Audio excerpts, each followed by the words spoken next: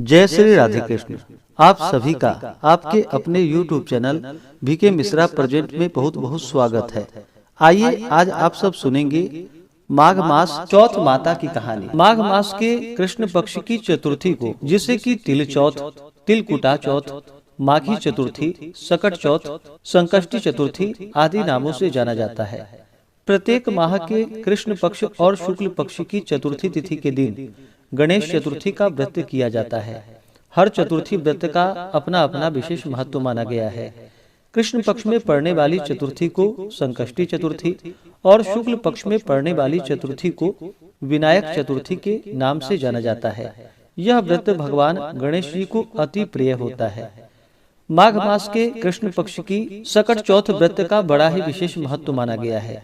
इस व्रत को खास करके स्त्रियां जो कि अपनी संतान की रक्षा हेतु धारण करती हैं, जिससे कि संतान की रक्षा होती है, संतान की उन्नति होती है तथा भगवान गणेश जी की कृपा से सभी प्रकार के सुख और समृद्धि की प्राप्ति होती है। सकट चौथ व्रत के दिन इस दिन जो कि भगवान गणेश जी का पूजन करना चाहिए, साथ में चौथ माता जो कि दुर्गा माता का स्वरूप है, इनका पूजन करना चाहिए और फिर चंद्र देवता को अर्घ्य प्रदान करने के बाद ही यह व्रत पूर्ण माना जाता है। माघ मास कृष्ण पक्ष की चतुर्थी तिथि प्रारंभ समय जो कि 6 जनवरी 2026 दिन मंगलवार सुबह 8:04 और चतुर्थी तिथि की जो समाप्ति है वह 7 जनवरी 2026 दिन बुधवार सुबह 6:53 पे चतुर्थी तिथि की समाप्ति है।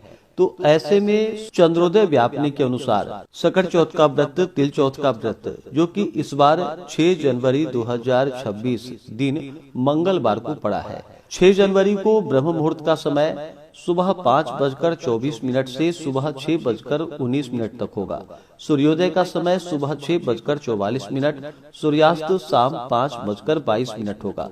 राहु काल का समय दोपहर 2:43 से शाम 4:03 तक होगा।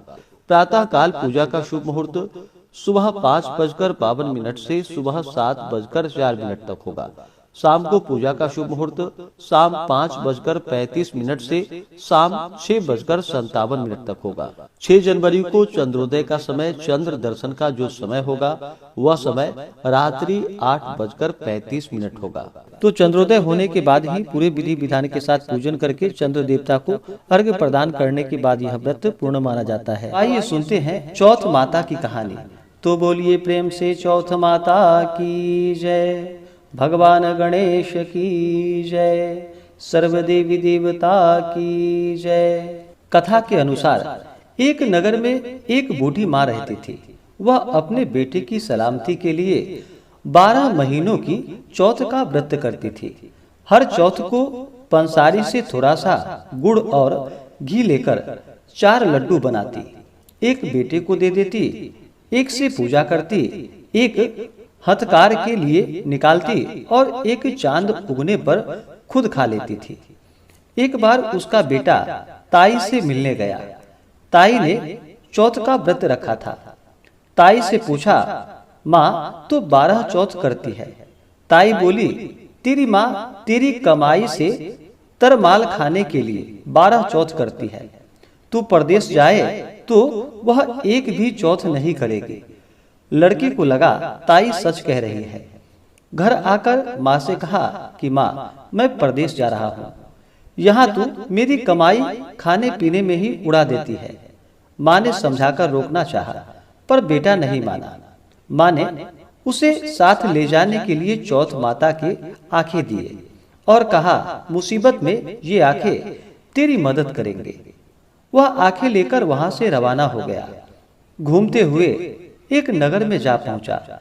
उसने देखा एक बूढ़ी माँ रोती जा रही थी और पुआ बनाते जा रही थी। उससे कारण पूछा तो बूढ़ी माँ ने कहा कि बेटा इस नगर की पहाड़ी पर एक दैत्य रहता है। पहले वह नगर में आकर कई लोगों को खाने के लिए मार देता था। अब राजा हर घर से एक आदमी दैत्य के पास भेजता है और आज मेरे बेटी की बारी है, इसलिए मैं रो रही हूँ और उसी के लिए पुए बना रही हूँ। वह बोला, तू पुए मुझे खिला दे, तेरे बेटी की जगह मैं चला जाता हूँ। बूढ़ी माँ ने खीर पुए उसे खिला दिए।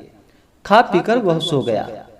रात को राजा के सैनिक आए तो बूढ़ी माँ ने उसे भेज दिया। दैत्य के सामने पहुंचने पर उसने चौथ माता की आंखें दैत्य की तरफ फेंक कर कहा कि हे चौथ माता, यदि मेरी माँ मेरी सलामती के लिए व्रत करती है तो दैत्य का सिर कटकर गिर जाए। तुरंत दैत्य का सिर कट गया।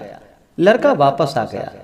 राजा उसे उपहार देकर वहां से विदा किया। चलते हुए एक दूसरे राजा के नगर में वह जा पहुंचा।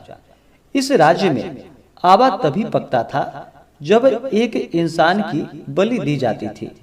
सिपाहियों ने उसे पकड़ लिया और आवे में चून दिया।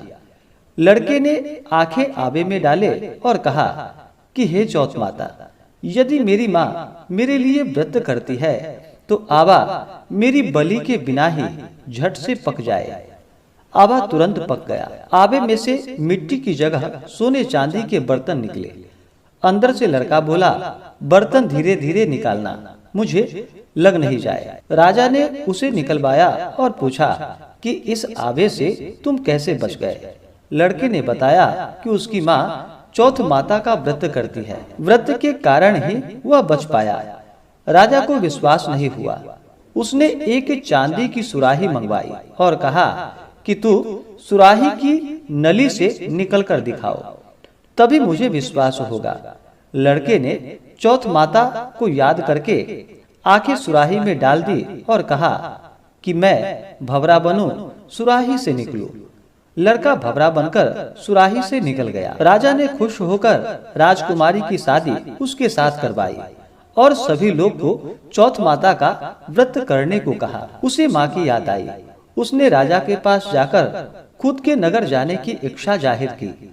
राजा ने रथ, घोड़ा, हाथी और खूब सारा दान दहेज देकर उन्हें विदा कर दिया। चौथ के दिन अपने नगर पहुंचा।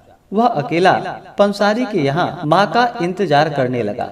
सोचा चौथ है तो माँ यहाँ जरूर आएगी। थोड़ी देर बाद लकड़ी टेकती हुई माँ आती दिखी। उसकी माँ की आंखों में जाले आने के कारण दिखना कम हो गया था। लड़के ने जानबूझकर अपना पैर लकड़ी में लगा दिया और कहने लगा कि बलरे पूत, काटी मेरे पेट के लगा दी। माँ ने उसे नहीं पहचाना और कहने लगी, भैया मुझे चाहे कितनी भी गाली दे दो पर मेरे बेटे को कुछ मत कहना। बेटा माँ के चरणों में गिर पड़ा और कहा, माँ मैं तेरा ही बेटा हूँ, मुझे माफ कर दो। माँ ने उसे गले से लगा लिया। नगर के लोग ने विश्वास नहीं किया कि वह उसी का बेटा है। बूढ़ी माँ ने चौथ माता को याद करके कहा कि हे चौथ माता, यदि मैं अपने बेटे के लिए व्रत करती हूँ तो मेरे स्तन में दूध भर जाए और उसकी धार मेरे बेटे के मुंह में गिरे। माँ के स्तन से दूध की धार निकलकर बेटे के मुंह में गिरने लगी। लोग चौथ माता की जय जयकार करने लगे। उस नगर के सभी लोग चौथ माता का व्रत करने लगे। हे चौथ माता, जैसे बूढ़ी माँ और उसके बेटी की सहायता की वैसे हमारी भी करना। कहानी कहने, सुनने और हुंकारा भरने वाले पर अपनी कृपा बनाए रखना। तो बोलिए प्रेम से चौथ माता की जय, भगवान गणेश की जय, सर्वदेवी देवता की जय। इसी प्रकार से जो भी भक्त सच्ची श्रद्धा के साथ, नियम और निष्ठा के साथ प्रत्येक मास की चौथ का व्रत धारण करते हैं, इस दिन भगवान गणेश जी का पूजन करते हैं, चौथ माता का पूजन करते हैं और फिर चंद्र देवता को अर्घ्य प्रदान करते हैं। इससे भगवान गणेश और चौथ माता प्रसन्न हो करके अपने भक्तों के सभी प्रकार के दुख और कष्ट को दूर कर देती है तथा सुख और समृद्धि का आशीर्वाद प्राप्त होता है। तो आशा करता हूँ कि यह जानकारी आपको अच्छा लगा हो।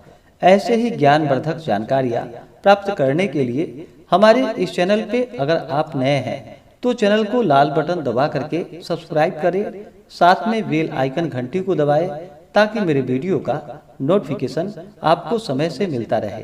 वीडियो को लाइक करें, शेयर करें। सुखी रहें और स्वस्थ रहें। जय श्री राधे कृष्ण। धन्यवाद।